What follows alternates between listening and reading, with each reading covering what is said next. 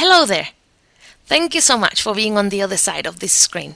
In this video presentation, I will talk to you about the preliminary results of my study, which focuses on teachers' practices in New Zealand. But before I get deeper, let me introduce myself to you. So this is me. I'm Elba Ramirez from the Canary Islands in Spain, currently starting the third year of my doctorate in Auckland, New Zealand. Throughout my life, my interactions with different people around the world made me realize that knowing the local language was not enough, especially when interacting with people who were also using a second language. As a native and non-native speaking teacher of both Spanish and English, I approached language teaching from two different perspectives. And particularly, implementing culture was not always easy. I found aspects of culture that were not always explicit or accessible, even in my own culture. In New Zealand, the concept of intercultural communicative language teaching was coined by a group of academics in a report published by the Ministry of Education in 2010. In the multi-ethnic and multilingual context of New Zealand, language teachers are expected to help students develop an intercultural capacity which the teachers themselves may lack.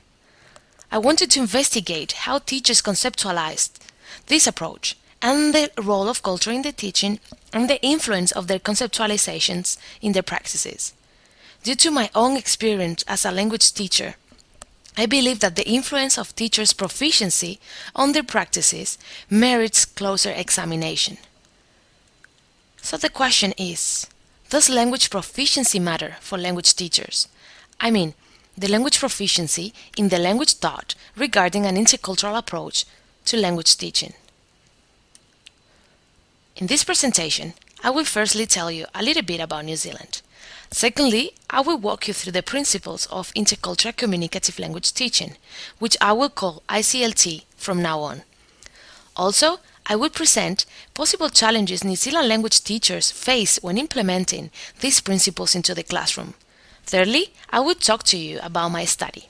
Then, I will show to you my preliminary findings and illustrations from my instruments to finally suggest implications and next steps.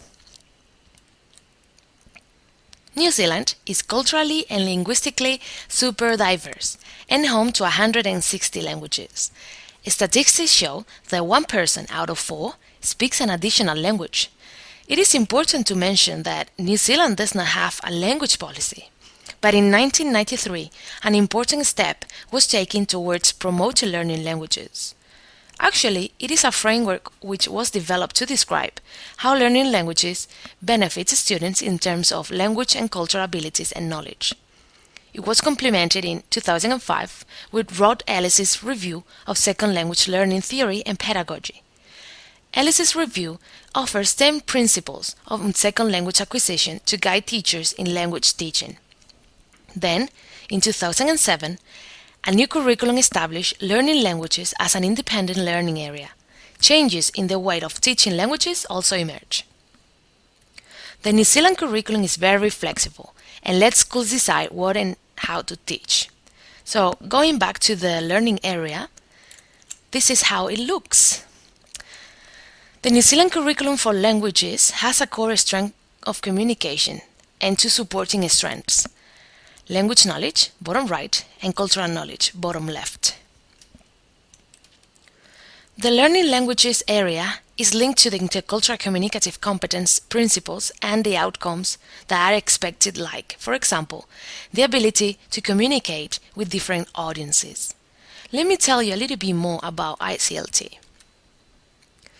In iCLT, the development of intercultural communicative competence lies at the heart of learning languages, so fluency is valued ahead of accuracy wherever students are interacting and making meaning. Perfection is not expected. A report on iCLT was published in the context of the development of the 2007 New Zealand curriculum. This report complements the Ellis's principles that I mentioned before. The iCLT report comprises 2 parts: a review of the literature on intercultural language teaching and learning, and the presentation of an evidence-based framework of principles for teaching languages effectively from an intercultural communicative perspective. The main message of iCLT is that the person who learns a language without learning a culture risks becoming a fluent fool. There are important theories underpinning the framework of principles. Communicative language teaching aims to help learners to communicate meaningfully in a target language, emphasizing interaction as both the means and the goal of language learning. Byram proposed a model of intercultural communicative competence involving 5 components: attitudes, knowledge, skills of 2 kinds, and awareness, essential to communicate and interact across cultural boundaries. The dynamic view of culture sees culture as constantly developing and contemplates both the visible and the invisible aspects of cultures. There are 4 approaches to culture in language teaching and learning. One of them is culture as practice, which implies exploring self. Language learning can play an important role in the development of the individual identity of young learners. Exploring culture, one way in which learners can be guided to discover the less visible aspects of culture in language, and comparing cultures, understanding not only one's own cultural world, but also how it relates to the cultural worlds of others. And finally, the pathway for developing intercultural competence proposed by LiDiCode. The model presents a starting point: oral, visual, and written text sources and all opportunities for interaction with speakers of the target language. That would be the input. Learners are then encouraged to notice features of the communicative event that are unfamiliar, drawing on their own cultural general knowledge, making comparisons between the observed communication and their own, that would be the noticing. They discuss the reasons for these features as well as their personal response to them. Reflection. Students experiment with those new forms, expressions, or strategies derived from their early output. Putting these new features into practice will allow students notice again how comfortable or not these are to reflect and experiment again. Et voilà! Here are the principles I have been talking about. The iCLT approach articulates 6 principles that are expected to guide teachers' actions in the classrooms when or for implementing culture. iCLT integrates language and culture from the beginning, meaning that both teaching and learning are intercultural from the beginning. For example, this can be achieved through greetings, verbal and nonverbal language to greet, ask for and thank, to show gratitude and respect, etc.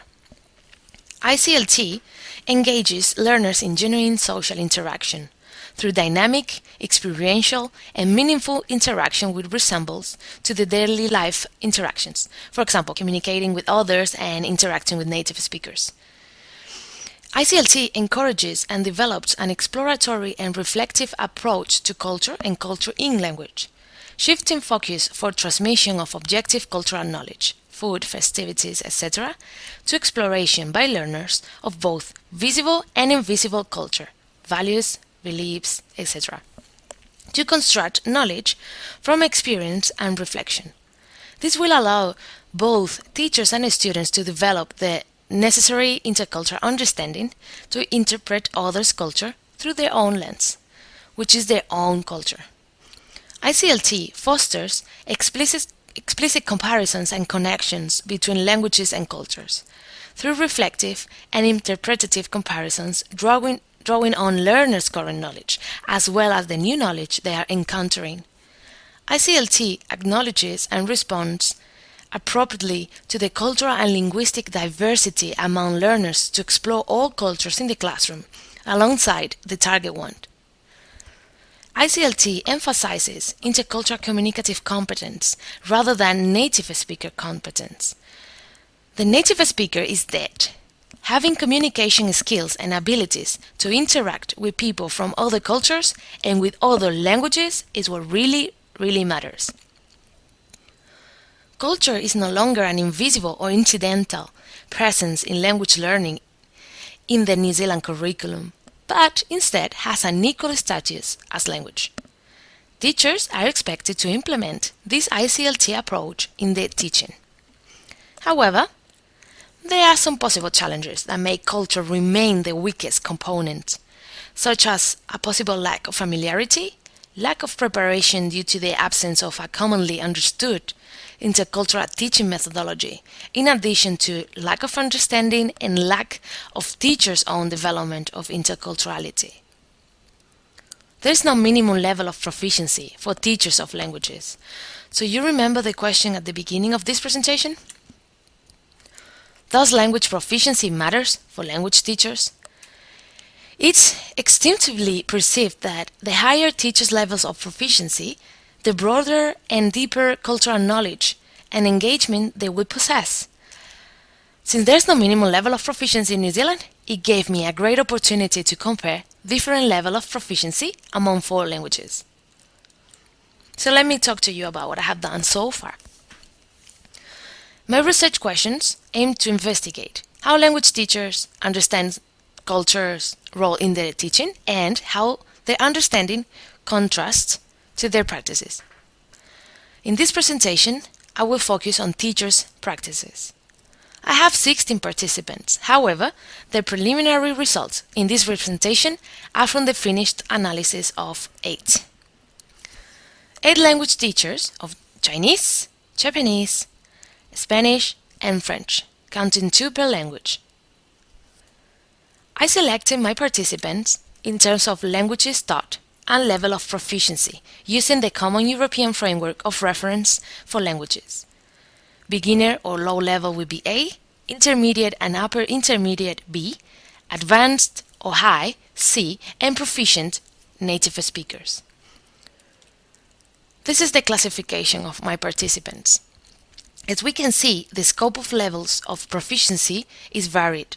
For Chinese, one of the teachers has low level of proficiency and the other intermediate level.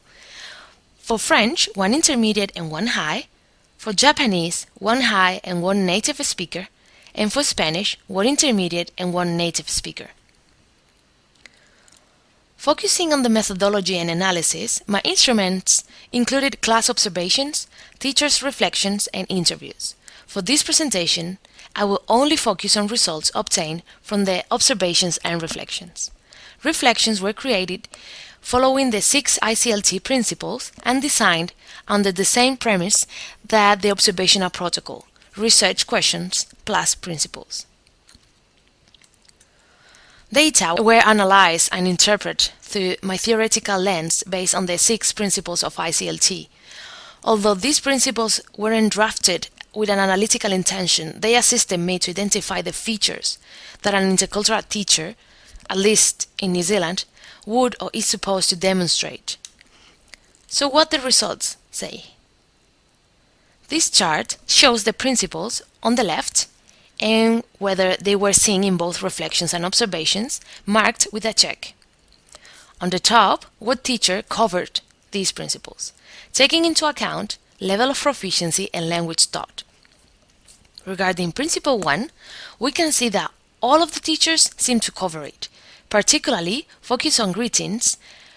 Both teachers and students greet in the target language, and even in Japanese, teachers and students bow. Similar results are found in Principles 2 and 4. However, Principles 3, 5, and 6 seem to be more challenging for teachers. To illustrate their results, I'm going to give you some examples gathered from the data. Regarding Principle 2, and considering the limitations within a classroom, not authentic per se, the intermediate level of French, that would be French B, engage learners in genuine social interaction by bringing hot chocolate and pain au chocolat to class for them to take turns, serving and ordering as if they were in a French cafe. She reported that this gave the students to experiment what a French breakfast is like. The intermediate level of Chinese, that would be Chinese B, brought noodles to class and students ate in bowls with chopsticks while listening to Chinese pop music. Also, students had the chance to interact with the language assistant. Regarding Principle 3, high level of Japanese, that would be Japanese C, presented a photo of a vending machine from Japan, a photo he took when he went there, and asked, "Why do you think I'm showing you this photo? Why do you think there are so many vending machines in Japan? What does this tell you about the Japanese culture and people?" The native speaker of Spanish told students about the different ways to speak Spanish in the world and made them compare and reflect on New Zealand English and US English. Regarding Principle 4, high level of French, that would be French C, showed a video for students to see the difference between lunches in France and in New Zealand and encouraged them to compare. Native speaker of Japanese, during a class activity consisting of identifying and asking for the name of classroom objects using what's this in Japanese, explained that pointing at things or people is not polite, so she showed to her student how to do it using their palm up instead, and encouraged them to do so during the classroom activity they were doing. Regarding Principle 5, high level of Japanese, that would be Japanese C, gave the opportunity to all the students to show and talk about their family backgrounds to the class through PowerPoint and photos students prepare and share with the rest of the class. The native speaker of Spanish implicitly included all his students when asking them to share their realities with the class and compare them to the others as well as to the target culture, for example, food, routines, etc.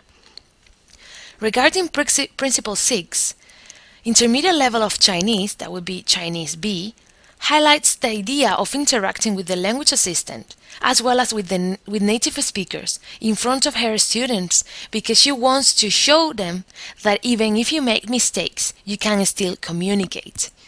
The native speaker of Spanish shares with the students that although he's a native speaker, he also struggles. When, for example, he has to say the way they do it in Spain, in contrast to the way they do it in Latin America. The 8 teachers showed an implicit knowledge about the importance of culture in learning languages. However, 4 teachers showed a more intercultural approach to teaching languages, both teachers of Chinese, high level of Japanese, and native speaker of Spanish. The other 4 understood language and culture as 2 different components, both teachers of French, native speaker of Japanese, and intermediate of Spanish. There seems to be a difference in the approach to teaching languages between the Asian and European languages also regarding proficiency. The teachers of Asian languages tend to approach teaching from an integrated intercultural perspective. The 2 teachers of French conceptualize language and culture separately. The Japanese and Spanish teachers with a native and high level of proficiency seem more aligned with an intercultural approach to language teaching, whereas those with intermediate language level separate language from culture. There is an interesting contrast between native speakers, which may relate to their own cultural background. Of the 2 native speakers, the Spanish teacher shows a more intercultural approach to teaching, whereas the Japanese teacher separates language and culture. Given these preliminary findings, the relation between teachers' language proficiency in the language they teach and interculturality will be investigated further. This study sheds some light on the relation between language proficiency and the teacher's understanding of the relation between language and culture, as well as between languages taught and the place of culture. More needs to be known about teachers' understanding of interculturality, as they are in charge of assisting students in developing the intercultural awareness and understandings. A practical outcome of this study will be to provide teachers with ideas and tools to implement an intercultural approach in the classroom. And as I said before, my study includes 16 participants. And that's all for now. Thank you very much for your attention. Muchas gracias, mulțumesc, arigato, danke, merci, xie, spasibo, and the rest of languages represented in the image and those which are not. This is my list of references for this presentation. If you were interested in knowing more about the rest of them, please let me know. I'm about to embark on the writing up of my thesis, so I would really appreciate any question, comment or feedback you have. So please do not hesitate and contact me at e.ramirez@auckland.ac.nz. Muchas gracias.